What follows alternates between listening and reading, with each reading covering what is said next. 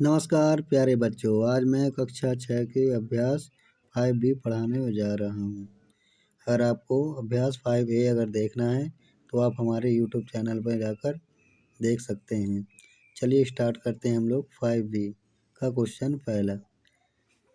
क्या लिखा है प्यारे बच्चों? क्वेश्चन नंबर पहला, निम्नलिखित को बीजगणितीय रूप में लिखिए। क्या दिया गया है क्वेश्चन नंबर पहला? 6 और x का योगफल। चलिए इसको हम लोग सॉल्व करते हैं। क्वेश्चन नंबर पहला क्या दिखाया गया है? 6 और x का योगफल। 6 और x का योगफल तो क्या हो जाएगा? 6 प्लस x। यही हमारा पहला पार्ट का आंसर हो जाएगा। चलिए दूसरा देखते हैं हम लोग। x में से 7 घटाने पर, x में से मतलब x से घटा रहे हैं तो x माइनस 7। ये पहले का दूसरे पार्ट का आंसर हो जाएगा। चलिए तीसरा पार्ट देखते हैं। x का 5 गुना, यानी x का मीन्स गुणा, तो क्या हो जाएगा? x गुणे 5 बराबर 5x। नंबर्स होते हैं जो प्यारे बच्चों वो आगे आएगा, और जो इंग्लिश के जो मतलब अपना अल्फ़ाबेट होता है वो पीछे आएगा। क्या हो जाएगा? 5x, क्योंकि इसका गुणा किया गया है।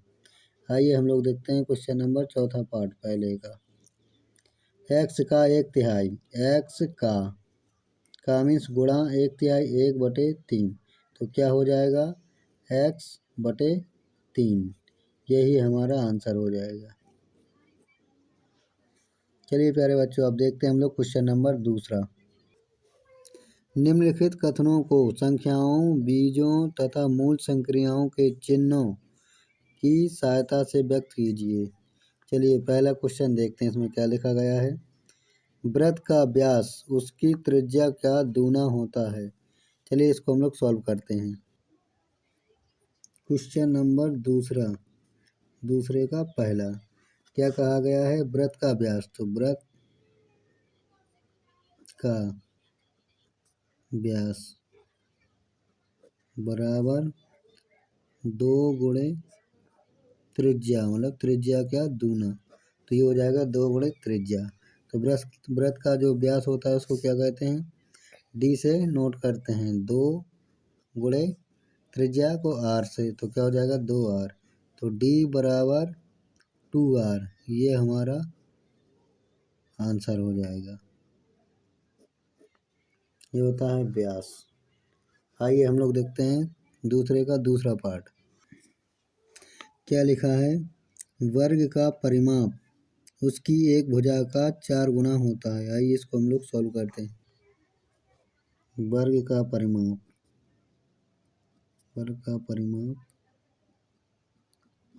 बराबर भुजा का 4 गुना, तो ये हो जाएगा। देखो परिमाप को पैरामीटर बोलते हैं, इसको पी से नोट करेंगे। भुजा क्या होता है? a इंटू 4 गुना 4, तो p बराबर क्या हो जाएगा? 4a। यही हमारा आंसर हो जाएगा प्यारे बच्चों। आइए हम लोग तीसरा पार्ट देखते हैं। तीसरे पार्ट में क्या लिखा है? आयत का क्षेत्रफल उसकी लंबाई तथा चौड़ाई का गुणनफल होता है। चलिए इसको सॉल्व करते हैं। देखिए प्यारे बच्चों क्या पूछा है? आयत का क्षेत्रफल बराबर लंबाई गुणे चौड़ाई। लंबाई क्या हो जाएगा? l इंटू चौड़ाई क्या हो जाएगा? b। वो क्षेत्रफल क्या हो जाएगा? a बराबर l इंटू b।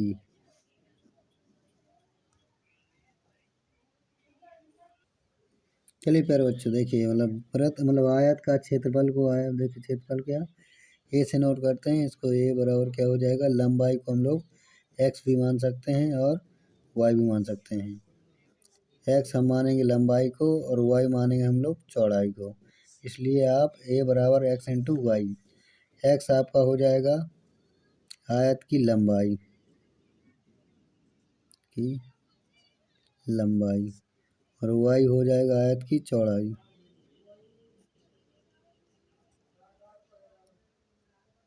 और a होगा जाएगा अपना क्षेत्रफल। यही हमारा आंसर हो जाएगा प्यारे बच्चों। आइए हम लोग देखते हैं दूसरे का चौथा पार्ट।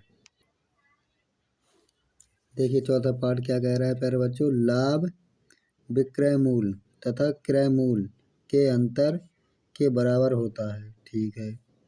जब विक्रय मूल्य क्रय मूल्य से अधिक हो। चलिए इसको हम लोग सॉल्व करते हैं। चलिए प्यारे बच्चों हम लोग करते हैं दूसरे का चौथा पार्ट। लाभ बराबर विक्रय मूल्य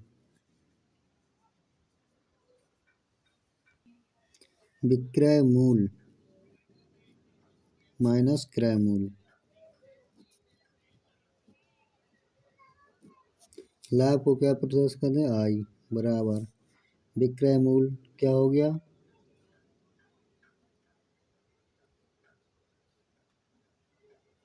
ये हो जाएगा अपना एस। इसको बोलेंगे हम लोग सेलिंग प्राइस और माइनस कॉस्ट प्राइस क्रय मूल्य। तो आई बराबर एस माइनस सी हो जाएगा प्यारे बच्चों। यही हमारा आंसर हो जाएगा।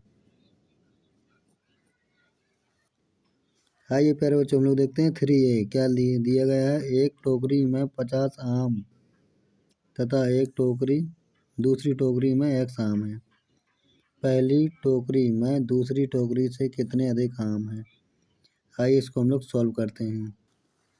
देखिए प्यारे बच्चों पहली टोकरी में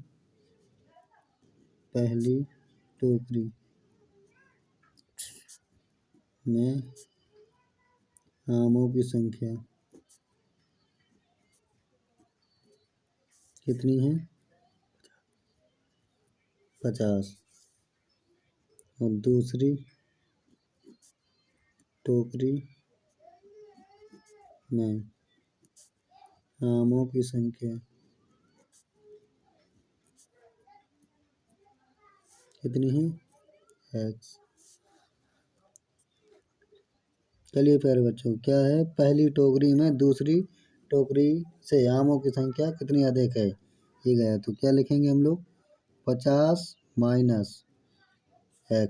तो यही हमारा आंसर हो जाएगा क्योंकि क्वेश्चन में कहा गया है पहली टोकरी में दूसरी टोकरी से आमों दूसरी टोकरी में आमों की संख्या से कितनी अधिक है। तो कितना हो जाएगा 50 में हम लोग X घटा देंगे तो हमें संख्या पता चल जाएगी। देखिए एग्जाम्पल के तौर में जैसे मान लीजिए ये टोकरी है। अब इसमें 50 आम हैं। अब ये देखिए दूसरी टोकरी बन गई है इसमें हमारे 10 हैं। अब इसको देखिए अब ये कहा गया 50 यानी पहली टोकरी में दूसरी टोकरी से कितने अधिक आम हैं। तो कितने 50 है तो हम लोग इधर घटा देंगे इसको। तो जब 50 में 10 घटाएंगे कितना बचेगा 40। तो हमें पता चल गया कि कितने अधिक आम हैं पहली टोकरी में दूसरी टोकरी से। तो इसमें 40 आम अधिक हैं। इसी तरह इसमें 50 टोकरी जो 50 आम है पहली टोकरी में तो उसमें X से घटा देंगे तो पता चल जाएगा पहली टोकरी में कितने अधिक आम थे। आइए हम देखिए प्यारे बच्चों इसमें जो X दिया गया जो दूसरी टोकरी में आमों की संख्या है तो इधर अगर कोई संख्या होती तो हम लोग 50 से घटा देते उस संख्या को तो हमारे आमों की संख्या जो अधिक आमों की संख्या थी वो पता चल जाता। यही हमारा आंसर हो जाएगा प्यारे बच्चों। चलिए प्यारे बच्चों हम लोग देखते हैं तीसरे का B।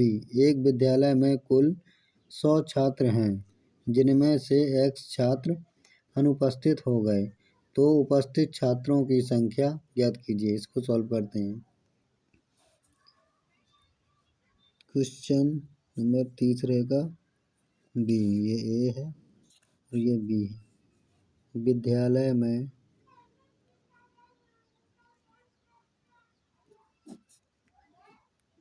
कुल छात्र कितने हैं 100। X छात्र अनुपस्थित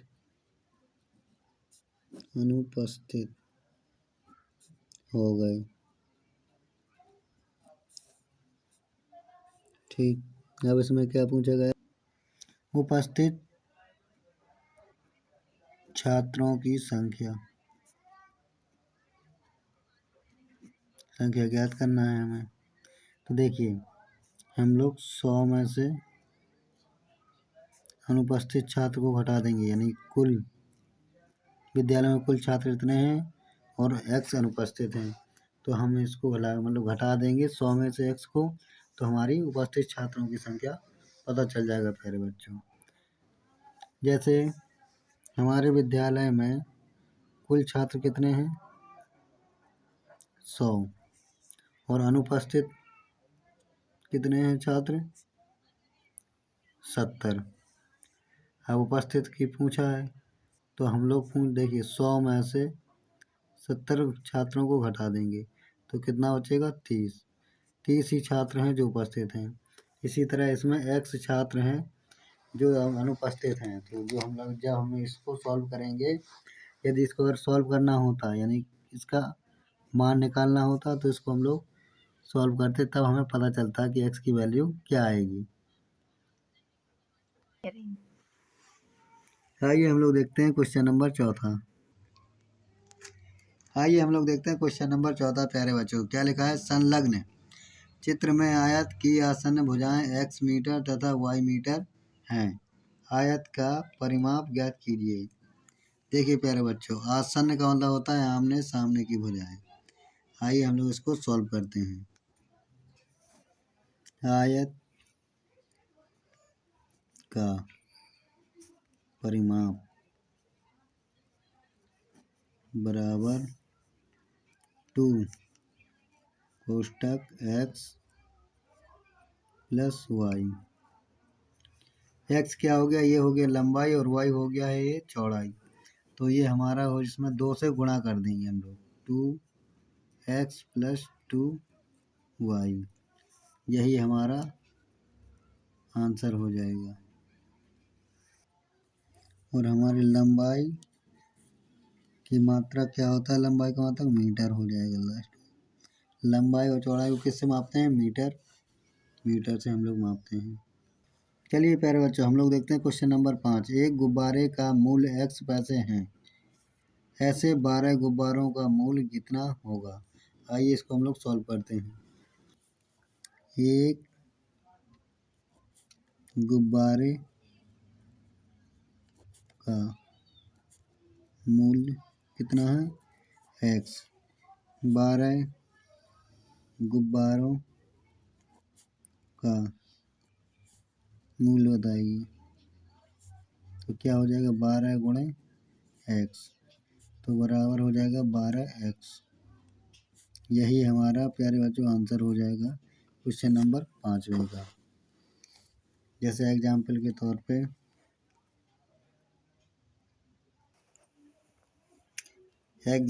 तौर पे एक हम आपको क्वेश्चन बताते हैं। चलिए इसको, एक गुब्बारे का मूल्य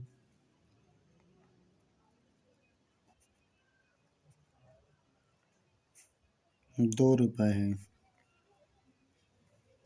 इसी तरह 10 गुब्बारे का मूल्य, मैंने 10 गुब्बारों का मूल्य पूछा है, तो क्या हो जाएगा? 10 × 2, तो कितना हो जाएगा? 20। यही हमारा आंसर हो जाएगा। आइए हम लोग देखते हैं क्वेश्चन नंबर 6। आइए प्यारे बच्चों, हम लोग देखते हैं क्वेश्चन नंबर 6। कक्षा में x विद्यार्थी हैं, जिनमें 1/4 बालिकाएं हैं। कक्षा में कितनी बालिकाएं हैं? आइए इसको भी हम लोग सॉल्व करते हैं। कक्षा में कुल विद्यार्थी कितनी हैं? x। बालिकाएं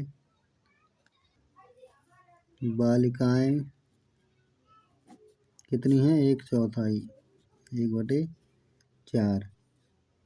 अब कक्षा में बालिकाओं की संख्या, मतलब बालिकाएं की संख्या पूछा है। बालिकाएं की संख्या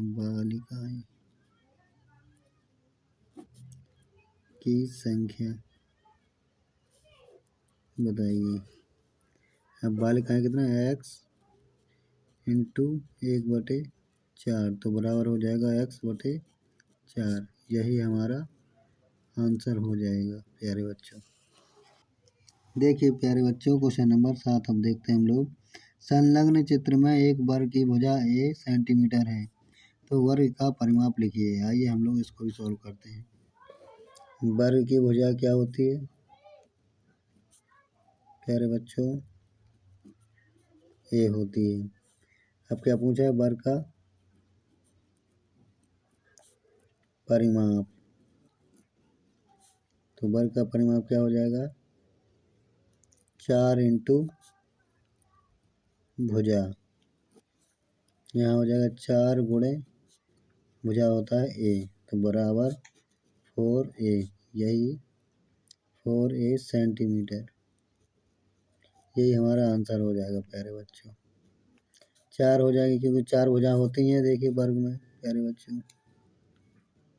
एक भुजा ये और सभी भुजाएं समान होती हैं, बराबर होती हैं। तो 4 इंटू भुजा, भुजा कितने क्या होता है a, तो ये हो जाएगा 4a परिमाप, यानी वर्ग का परिमाप क्या हो जाएगा प्यारे बच्चों, 4a सेंटीमीटर। आइए हम लोग देखते हैं क्वेश्चन नंबर 7। आइए प्यारे बच्चों हम लोग देखते हैं क्वेश्चन नंबर 8। लीला राधा की छोटी बहन है, वह राधा से 6 वर्ष छोटी है। लीला की आयु राधा की आयु के पदों में लिखिए। आइए इसको हम लोग सॉल्व करते हैं। राधा ये हो जाएंगी और ये हो जाएगी लीला। अब देखिए राधा की छोटी बहन है लीला, चलिए राधा हो जाएगी हमारी x और राधा हो जाएगी, देखो राधा हो जाएगी x और लीला हो जाएगी x माइनस 6। ये हमारा आंसर हो जाएगा प्यारे बच्चों x माइनस 6। आइए हम लोग देखते हैं क्वेश्चन नंबर 9। देखिए प्यारे बच्चों ये राधा है, राधा की आयु कितनी है x वर्ष, और लीला मतलब राधा से x वर्ष मतलब x माइनस 6 वर्ष छोटी है। तो क्या लिखेंगे, राधा की आयु से हम लोग 6 वर्ष घटा देंगे तो हमारी लीला की आयु आ जाएगी।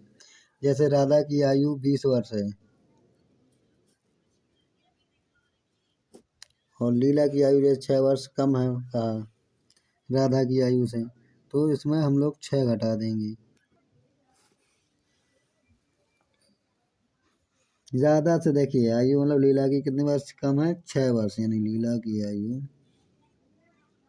6 वर्ष कम है। तो ये हमारा हो जाएगा 20 माइनस 6, तो कितनी आ जाएगी लीला की आयु, ये आ जाएगी हमारे राधा की आयु 14 वर्ष। इसी तरह इसमें भी है, यदि आप कोई वैल्यू इधर अगर रखेंगे, जैसे राधा की आयु 25। चलिए प्यारे बच्चों हम लोग देखते हैं क्वेश्चन नंबर 9। माँ ने घर में 16 लड्डू बनाए, ठीक है। उन्होंने x लड्डू मेहमानों व परिवारों के सदस्यों को दिए, शेष लड्डुओं की संख्या बताइए। चलिए इसको हम लोग सॉल्व करते हैं। लड्डू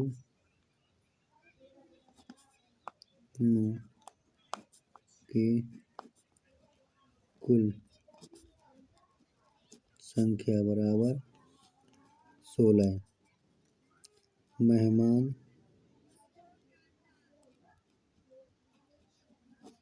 व परिवार में दिए लड्डू कितने हो जाएगा x। अब शेष लड्डू की संख्या पूछा है, शेष लड्डू की संख्या, शेष लड्डू की संख्या क्या हो जाएगा 16 माइनस x, यही हमारा प्यारे बच्चों आंसर हो जाएगा। चलिए आपको मैं एक उदाहरण देता हूँ। जैसे लड्डुओं की संख्या, कुल लड्डुओं की संख्या जैसे 20 थी, अब उसमें से मतलब हम लोगों के घर वालों ने मेहमानों और परिवार वालों को 10 लड्डू दे दिए। मेहमान और परिवार प्लस मेहमानों को दिए गए लड्डू 10। अब बताइए शेष लड्डू कितने बचे। तो हम लोग इसमें देखिए लड्डुओं की संख्या में से जो दिए गए लड्डू हैं उनको घटा देंगे। तो 0 में से 0, 2 में से 1 घटाएंगे 1, कितना आ जाएगा 10। तो यही हमारा शेष लड्डुओं की संख्या आ जाएगी। चलिए हम लोग, मैं आशा करता हूँ प्यारे बच्चों आपको समझ में आ गया होगा। यदि हमारी वीडियो आपको अगर अच्छी लगती है तो आप अपने मित्रों तक ज़रूर शेयर करें और हमारे यूट्यूब चैनल को ज़रूर सब्सक्राइब करें। लाइक कमेंट करना ना भूलें। यदि आपको वीडियो अच्छी लगती भी हो और ना भी लगती हो, जैसे भी लगती हो, आप हमारे फीडबैक ज़रूर दें। हमारे कमेंट पर मतलब कुछ ना कुछ मैसेज ज़रूर आप भेजिएगा, जिससे हम लोगों को एक मोटिवेशन मिलता रहे और आपके लिए इसी तरह की वीडियो प्रोवाइड करते रहें। Thanks for watching.